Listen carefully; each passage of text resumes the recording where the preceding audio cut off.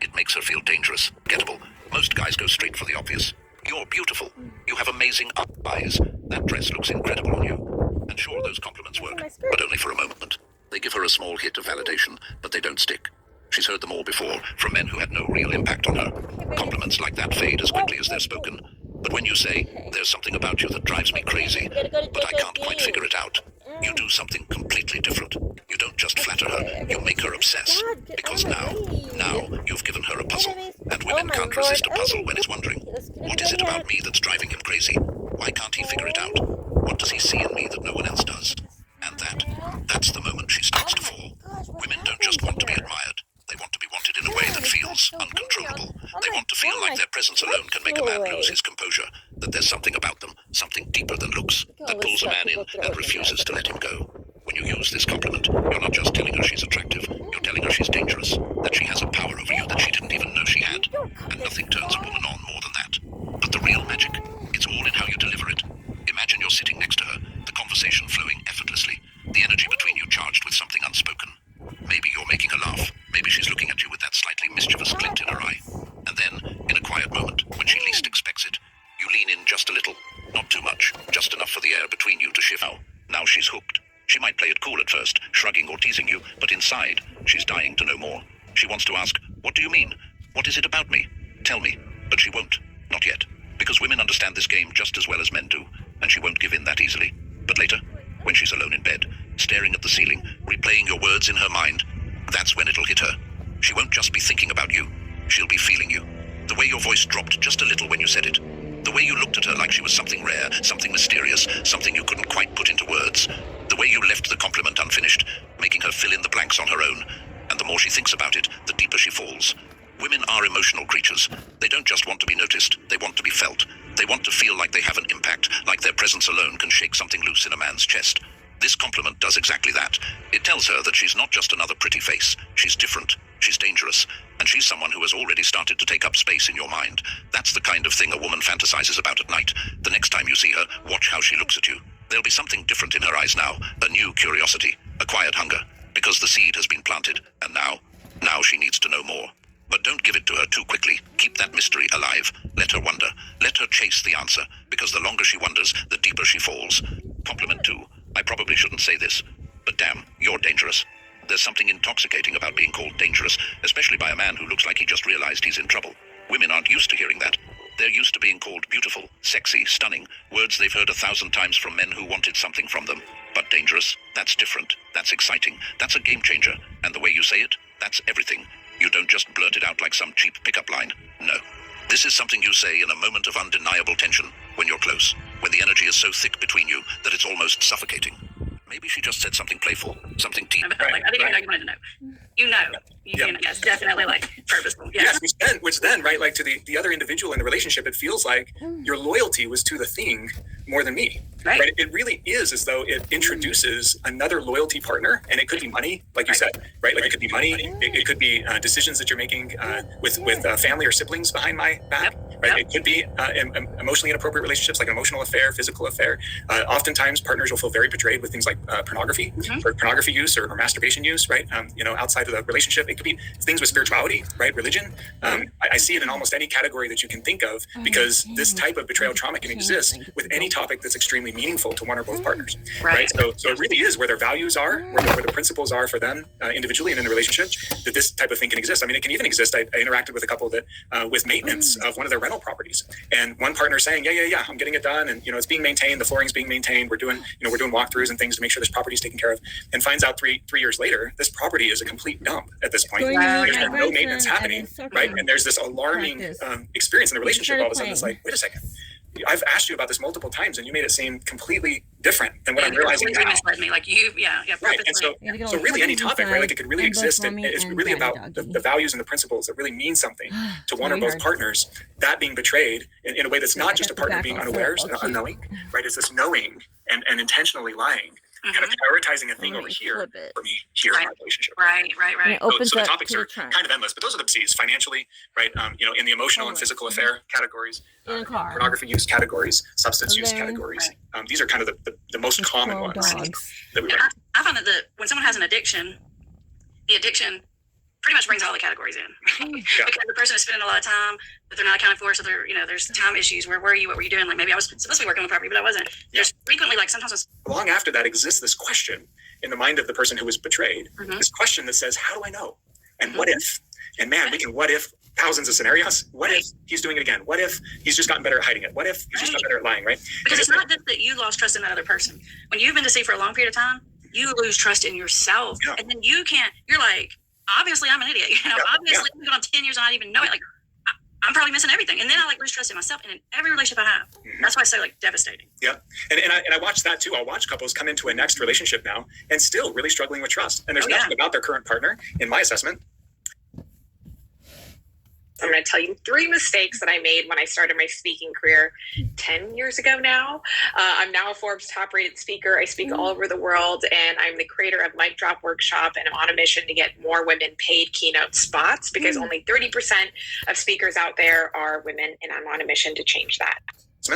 And in their assessment that they can really put their finger on that's creating a lack of trust, it probably could be a really healthy connection. But because I've been through this distrust in the past, like you said, I don't trust myself.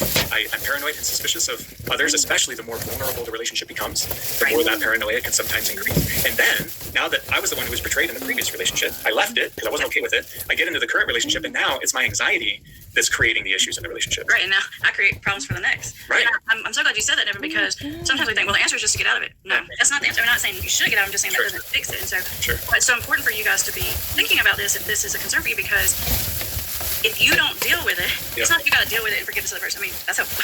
If you don't deal with it, it's going to like poison everything in your future. So whether you stay, you go, you forgive, you got to deal with it in here because it just continues to fester and make problems. Yeah, and both parties. And that's the other thing that I'll tell couples too. It's like, here we find ourselves in this situation and you both need healing. And if you both need healing and you're willing to do that healing together, let's give that a shot. Best case scenario, we can heal and heal the relationship at the same time. But if you're not willing to do it together, which I understand, there's some situations that are so betraying or hurtful or traumatic that maybe you choose not to be with that person anymore. Maybe it's the most healthy choice you can make is to leave that relationship. There's still, both parties still need to do that work, right? Whether they stay together or whether they don't stay together, we got to do that work because it's going to get in the way of a healthy relationship in the next relationship if I don't do that work. It will continue. I'm really grateful that you bring that up. But it really is about that betrayal of trust. And for any viewers that are listening, right, like if you find yourself in that spot where you're holding something that would hurt your spouse, right, and there's that justification narrative in your mind that's saying I'm protecting them by not letting them in on this, right? Like ultimately I'm being compassionate or I'm being thoughtful by not letting them in on this. I would agree with you, Amber. That's actually what's happening is I'm protecting myself from confronting the issue probably in the way that needs to be. And I'm protecting myself from the shame that I might feel in admitting to the issue. But that's why in classic 12-step stuff, right? That's why admitting to myself and to others that there's an issue is the first step, right? And especially to the people who love me the most, especially the people who I owe the most fidelity and loyalty to, because most of the time it's not the actual issue that's going to hurt them the most. It's the fact that I never had the guts. I never found inside me the strength to let them be more important to me than the fights. Right. Let me ask you this because you brought up like the traditional 12-step, and this is a scenario I ran into like recently, very recently. So, and commonly, like it comes up a lot. So, when I first get a new client, I call myself the defense attorney. I see the person and somebody else sees the family member, and we're always the bad guys. So I'm like defense attorney. I say, listen, I'm here for you, man. I'm defense attorney. I'm good at it, so you're covered. But people come see me, they're already like dug into this big giant hole. Like I was like, I know you're in the doghouse, and I'm gonna help you get out of it because that's what we're gonna do. But most of the time, somebody's gotten in trouble for the first time or the 100th time or whatever. But there's always like more secrets. And so one of the first things I say to them, I'll say, what else is in there that they don't know about? Because I want to know what it is so we can decide whether or not we need to like out it. Because if we get 6 months down the road and we're doing like really awesome and this stupid thing comes out, like there was this other $300 that you owe this drug dealer, but you just didn't tell it because you're just like, they're already so upset with you and you're just like, well, I'll pile on it, which I understand. But it's like, it's going to take us back to negative million, right? Like, so I'm like, you're already in so much trouble. Yeah. Yes. And I say, I will go across the hall and talk to their counselor and I'll say, we need to have something and I need a free pass. Go find out if I can get it. I'm like, please tell it because it's going to come out in the stupidest way. And then you have worked so hard, it's going to destroy you. Yeah. So there's that scenario. Absolutely. But then this is the curveball. In 12-step work, the amends making, there's this concept of like, you make amends except wherever it would cause harm. There's some situations like, the classic one is like, I slept with my brother's wife and he doesn't know it. Should I tell my brother? That kind of situation. So recently, almost any time there's like any of these things, I'm like, let's just have the secrets. I owe some money. There's just credit cards they don't know about. Whatever. I'm like, let's just get it out because you're in so much trouble. Like, really? It's not going to be that much more right now, like on day one of therapy. So let's do it. But sometimes it's big. And when I say big, usually it's like a big long-term affair. Number one. And I got to be honest with you, Nevin, I'm like, I don't know if you still know. I'm glad you told me because we are going to talk about like Yeah. What do you think? And maybe I'm telling them wrong. That's what I'm asking. Because I'm a You know, defensive. yeah, no, I love it. I love what you're saying. And I absolutely agree with you. Almost the exact same conversation with my clients as well, especially when betrayal has come out. And that's why they're coming in, right? Is they're like, we're dealing with all this betrayal. I mean, that can be a really common reason that couples first talk to me. Or we get in 4, 5, 6 sessions. They know they're having tons of conflict. They can't figure out why, and then all of a sudden it just blows out, right? Right. Now I know, and so almost the exact same conversation I'll have with people, right? Like, look, we are like at the bottom right now, right? And we want to build from here, and I have a lot of confidence I can help you do that if you choose that it's the right thing for both of you, right? And before we start climbing that ladder, please, if there's anything else that would shock, alarm, or hurt your spouse, if they were to find out, let's put it there now, right? Because we want, once we start rebuilding trust, taking those steps we need to heal and move forward with trust, we don't want to violate it again after we've had this good period. Because next time we have that good period, they're going to be suspicious of it the whole time, right? Oh yeah, we're going to go back a million times, way back here, and it's going to be 100 times harder to even get the ground back. Yeah, so I love that conversation. Now you're talking about really sensitive information, right? Like the basic ones, like the money and the this and the that. Like, and I told mom this when I told you, like whatever. We're gonna get those out because it's not gonna hurt us anymore. Yeah, and in most scenarios, the way that I like to think about it, and I will, and I'll tell the therapists that work with me too, we really need to play those individual by individual case. I think there's a lot of dynamics that can be playing out in their world, right? And it's hard to just give a blanket statement. But the blanket statement that I would say is that in most cases, if that thing coming out has high probability of hurting the person you're trying to build the relationship with the most, the primary person. So you used an example earlier of like, the brother or whatever, right? Or a neighbor or something. Right. If that relationship isn't the primary one we're focused on healing, right? But if then maybe. But if it has capacity to really hurt this primary person that I'm trying to build trust and loyalty and fidelity with, rebuild that healing with, to hurt them, specifically and individually, most of the time I'm going to be on the side of it's better for them to know, especially if there's a pretty good chance it may come out in the next 5 to 10 years, right? Right. And that's a good point that it may come out, because one of the things I said in this recent situation, I said, listen, you just got busted for this. And what happens when they found out this was secret? And I talk about this on the channel all the time. The person goes crazy and they start, I mean, the FBI could not investigate as good as this person. I promise you. Like, they develop skills. I mean, it was so obsessive, I can't even explain it. And it's miserable for both. They dig through so I'm like, dude, I promise you they're in this state over there. So chances that it's going to get found is pretty, like, you may have been doing it for 20 years and it not got found, but now we're on a different, now the FBI's in here. So it's tough. And then the other dynamic with that too, right, is that for the sake of the person who's done the betraying, I really want them to get to a place where they feel like they've started with a clean slate inside, right? That their heart is kind of like, you know what, all the nasty's out there. And now as I rebuild, I'm not rebuilding with the like, I'm being a lot better, but there's still that thing I feel a ton of shame about. There's still that thing that I've never quite admitted to anybody. There's still that thing, right, that every time they want to feel new and fresh, keeps calling their mind back to, don't feel too good about yourself because look at this thing nobody knows about, right? Like, be sick. That's right. So there's on their behalf too, but certainly there's going to be situations like substance abuse or betrayal or whatever where somebody else's spouse, right? Maybe I haven't gone and admitted and whatever to them, that relationship's over here. This is the one we're primarily focused on. This is the one where we really want to create, and rebuild trust in the most. There's going to be some of those peripheral things that's almost impossible to heal to, and like you said, maybe even avoiding doing harm in those other relationships, right? Like, but in this one, I really owe my partner the most loyalty and fidelity of anyone. If I'm going to call them, my partner, my spouse, that's what I'm saying. That's part of the commitment that I'm making is you are my person. Right. And so I need to be the most transparent and loyal with you than any other. All right. Let me throw a slight curveball at you here. I'm so excited to have that experience. I love this. I've been on the other side of this betrayal trauma. Like, I've had this happen to me. And I'm not sure I would want to be told every time. It was so hurtful. I don't even know. Like, I want to be fixed. So that's why I'm like, there's some things I'm just not even sure. Like, it's just awful. And so it's just like, do I even, like, it's like you do, but you don't, and sometimes even when I'm working with like the family member and they want to know everything, one of the things we do, and I don't know if you did, like, stop looking because you don't want to know. Yeah. Because once you know you can't unknow, stop. Like, you already know this general issue is there. You do not need every detail. And we beg them, please turn your FBI badge in. Like, give the black light back. Stop. Like, like, turn the passwords over, because it's not, I mean, at some point, knowing more and more every detail, correct. I promise you it's not helpful. Can you speak to that? Okay. Yes, correct. Yes. And thank you for differentiating this. Yes. So I was talking with a colleague of mine just actually 2 days ago about the same thing, right? So when I talk about like knowing everything, what I'm really talking about is knowing all the big categories of the things, right? So for example, knowing that my partner cheated. Right. Cheated meant, this is a general category. Cheated meant, getting deeper emotionally connected to 3 different people at work, more than she should have, kind of an emotional affair. Right. And then one other person, it went to intercourse. Right. Like, understanding this is what happened, right? Like, those general categories. We're not talking, details of those intimate interactions, because those, you're absolutely right, have power and capacity to really relive now and replay in the mind of the person who's been betrayed over and over and over again, right? We need enough information that it shuts down the anxiety of the mind that wonders what if, Right. but not so much detail that we're painting vivid pictures for the person that they may never be able to move past, especially if their goal is to be to preserve the relationship, right? Right, So but we want to know. it's the natural response of the betrayed person to obsessively want to know every single detail. Yep, and it's a balance to try to give them enough. You almost can't even control it. Yes. So it's almost like, I don't know, it's just... Get it's back just there. No, get back there. I'm telling you, stop. Get back because there. once that door is opened, right? Like No, it was shut babies. before I had safety and security. Once that door is Oh my open, God, you're the killing mind, me. the anxious mind, and I do a couple YouTube videos on this. No. specific I don't want no anxious babies when I'm mind. driving. The anxious mind wants to step through that door, and it starts rattling off thousands of what ifs, right? What if this time you were with somebody? What if that time you lied to me? In our most intimate moments, you said to them, what if, like all these things, right? And the brain just rattles off. And really, there's no limit to that what if. It can be as catastrophic as the imagination can take it. Oh, it gets bigger. The longer and the worse it gets. And not only is like, what if this happened, but it's even worse because like, and when it happened, I know you were thinking this. Like, when we did the memory, oh my gosh, it's like 5,000 levels deep. Absolutely, right? So Oh my that's why in that God. kind of confessional period of the healing, right, where the individual is really trying to be accountable and open about, hey, here's the ways in which I betrayed. You never should have had to take this out of me. This is always something I should protect for you, right? We want a balance of enough information that we're able to address all the major categories that the betrayal occurred in, right?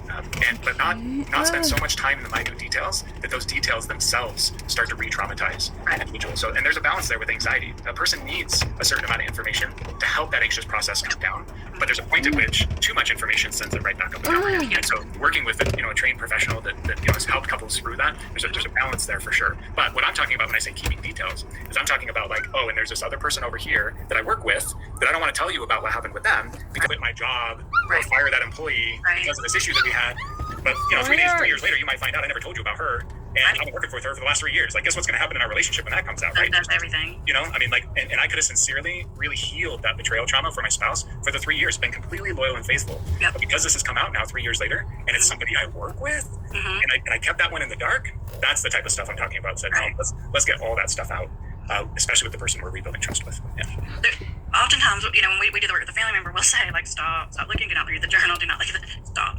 But they can't, and we get that. Like, it's like when I'm working with alcoholics, I say, stop drinking, and then they drink. Back Like, okay, up, guys. you just Back stop, up. No. And then let's Not say when they I'm can't driving. stop. No, I love stop you. for 3 You're days so and then they realize that beautiful. because the family does that too. So, No.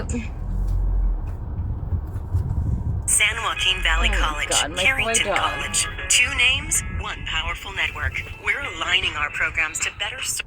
So, and then they just want to know, and they're like grilling this person in interrogation style, like the spotlight. But should the person's being grilled do they tell it? Should they not tell it? Because the last name should not. What do I do? Yeah, it's tough if they have the opportunity to be working with someone. Oh my I think taking God. cues from that objective third party can be helpful, right? Like there's very few couples that are going to be trained to know how to manage this type of dynamic in their relationship together. So if there can be an objective third party, and that could be a spiritual leader, that could be a mental health therapist, that could be an addiction recovery coach, professional, that could be a family member who objectively loves and cares about this relationship, right?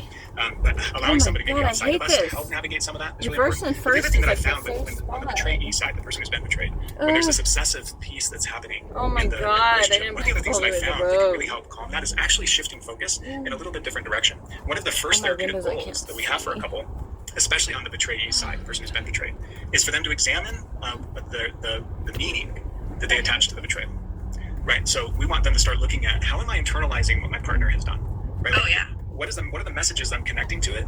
Oh yeah. It It means you didn't respect me. It means you don't even care about me. It means you think I'm an God, my idiot. boy It means dog, I want to go to the mountains If you don't love me, tonight. maybe I start questioning, am I lovable? Oh yeah. Am I worth to anybody? Am I worthless? Right? Like, Gotta am I come back here, inadequate? 'cause Right? this is where Like I'm all these at. messages, and most of the time, those messages are, I would say, all the time, those messages. Yeah, those are pretty much always right. And they're not accurate. Right? It's always been something about something they're dealing with. Yep. Really, it's something that's going on with them. And I can tell you that from the defense attorney standpoint, actually, like, it's about them, not about you. Absolutely, right?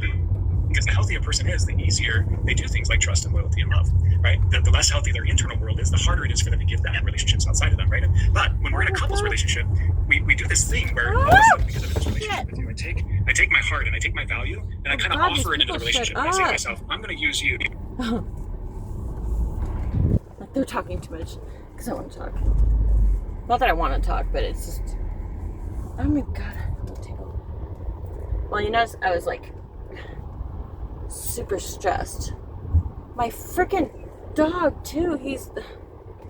This is like by my the house, or what do I say? It's not my house anymore. Or will it always be my house? I don't know. I'm still like the lost. God, some idiots are behind me. Get away. They're gonna just go around me and then pull up all this dirt. There hasn't been. I was in the desert all day today, so I'm probably a little dusty. I might get off this damn road. But, oh my God. My grandson called. So, of course, it's always a last minute. I don't do last minute as well. And especially, I'm not ready. I had to clean up my house. And, I didn't really get to clean up the babies very well. But my boy took off. I didn't know. But he knows this area, and it's very close to our house. So he could be sitting at the house, and then he's got friends. Oh my God, this is shit. I forgot this. Oh, it's soft sand. It's soft sand. I have to go around now. Shit, I don't want to go around. It's like a weird turn, and it's up on a tilt. I didn't want to cram my car too much, so I left my ice chest and my water jug. Oh my God, this is so not cool. God, I had to go. Okay, It's love at oh, first shut swipe. up. Then you finally find your perfect. Oh, shut up. Oh, you can't even tell them because it's that. Oh my God, this is my mirror. It fell off. When I set see where the lights are, that's where the soccer game is. So it's like I'm right here. Yay. But now my boy, I don't know. I'll find him. I'm not actually too worried because he knows this area. But right here, this spot, for some reason, there's the coyotes that are here, and it's by people's houses. I don't know exactly where they live, but this is where I've had all the coyote sightings. Shit. Oh my gosh. I didn't brush my teeth today, and it feels terrible. I had water though, but not water to drink. I've not drank any water all day. You know what I drank today? Because I needed a drink? Pickle juice. Oh my God, there's a basketball. I'm gonna get it. Remind me to come back here on Dale Evans. There's a basketball right there. See, look. For Ragnar. Oh my God, I hate these people. I hate the cars. Because oh shit. I'm always late and I hate it. But circumstances always suck. Shit! Fucking A. I was gonna make a run for it now. I gotta take this car. You have to take the key out to restart it.